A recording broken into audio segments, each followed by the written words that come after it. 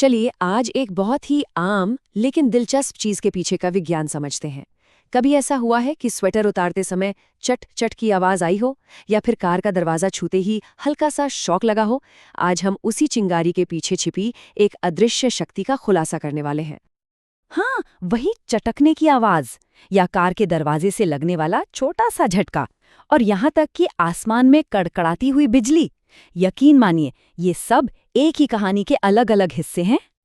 तो इन सबके पीछे का कारण क्या है? सिर्फ एक चीज, वैद्युत आवेश का जमा हो जाना। इसी घटना को हम स्थिर वैद्युत या स्टैटिक इलेक्ट्रिसिटी कहते हैं।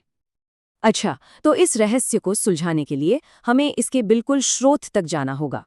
इसकी कहानी बहुत पुरानी है, इतनी पुरानी कि ये हमें प्राचीन यूनान तक ले जाती है, जब लोगों ने पहली बार देखा कि किसी चीज से रगड़ा हुआ एम्बर हल्की चीजों को अपनी तरफ खींच रहा था।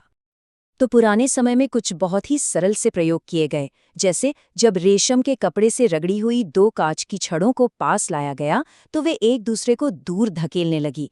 इससे एक तरह के पुश या प्रतिकारक बल का पता चला। और ये सिर्फ कांच की छड़ों के साथ ही नहीं हुआ। ठीक इसी तरह जब बिल्ली की खाल से रगड़ी हुई दो प्लास्टिक की छड़ों को पास लाया गया तो उन्होंने भी एक दूसरे को दूर धकेल दिया। मतलब यहां भी वही प्रतिकारक बल काम कर रहा था। लेकिन अब आता है असली मजा। जब एक रगड़ी हुई कांच की छड़ और एक प्लास्टिक की छड़ को पास लाया गया तो कुछ अलग हुआ। इस बार वो एक दूसरे को दूर नहीं धकेल रहे थे, बल्कि एक दूसरे की ओर खींच रहे थे। एक आकर्षक बल। तो इन सारे एक्सपेरिमेंट्स से एक बहुत बड़ी और जरूरी बात सामने आई। आवेश सिर्फ एक तरह का नहीं होता, बल्कि दो तरह का होता है। बाद में बेंजामिन फ्रैंकलिन ने इन्हें नाम दिया, धनात्मक यानी पॉजिटिव और ऋणात्मक यानी नेगेटिव। और इनका नियम वो तो बहुत ही सीधा सा है। एक जैसे चार्ज हमेशा एक दूसरे से दूर भागते हैं और अलग अलग चार्ज हमेशा एक दूसरे की तरफ खिंचते हैं। ठीक है, तो ये तो समझ आ गया कि दो तरह के चार्ज होते हैं। पर सवाल ये है कि ये चार्ज आता कहाँ से है? मतलब एकदम छोटे माइक्रोस्कोपिक लेवल पर आखिर हो क्या रहा है? सारा खेल है इलेक्ट्रॉन्स का। ये जो छोटे छोटे नेगेटिव चार्ज वाले कण होते हैं ना, यही असली खिलाड़ी हैं। देखिए, शुरू में दोनों चीजें न्यूट्रल हैं, मतलब कोई चार्ज नहीं।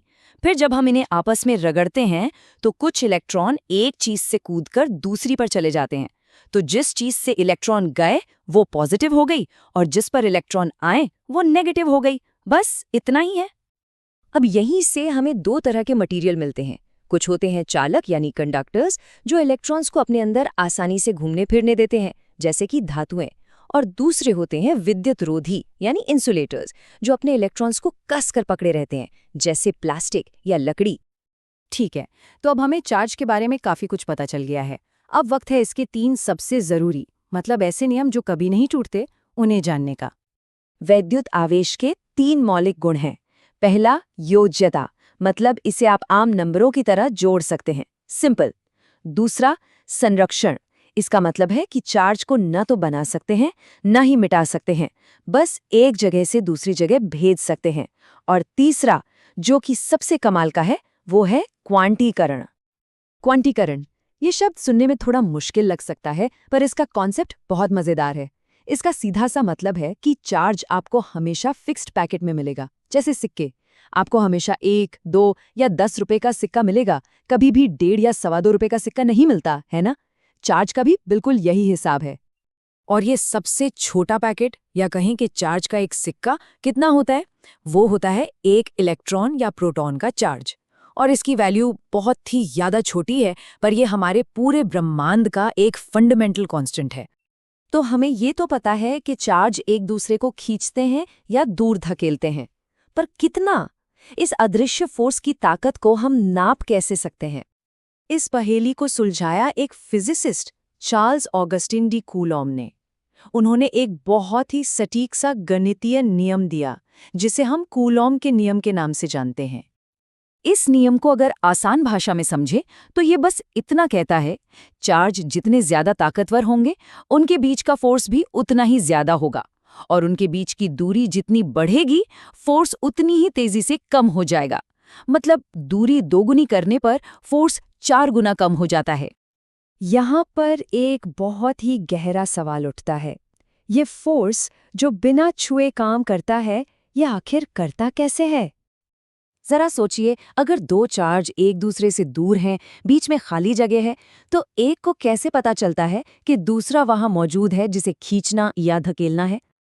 इस सवाल का जवाब एक बहुत ही ब्रिलियंट आइडिया में है, जिसे हम कहते हैं इलेक्ट्रिक फील्ड।